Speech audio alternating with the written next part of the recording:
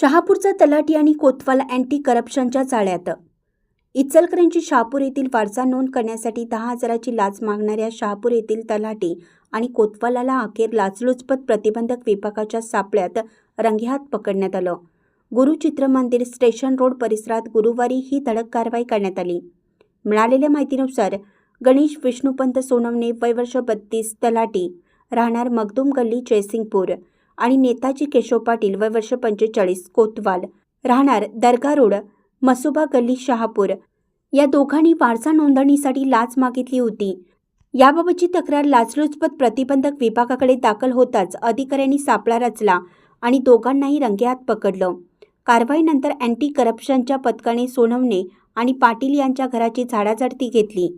प्राथमिक तपासानंतर दोघांनाही पुढील चौकशीसाठी शिवाजीनगर पोलीस ठाण्यात हवाली करण्यात आली आहे. या कारवाईमुळे महसूल विभागात खळबळ उडाली असून नागरिकांमध्ये संतापाचं वातावरण आहे.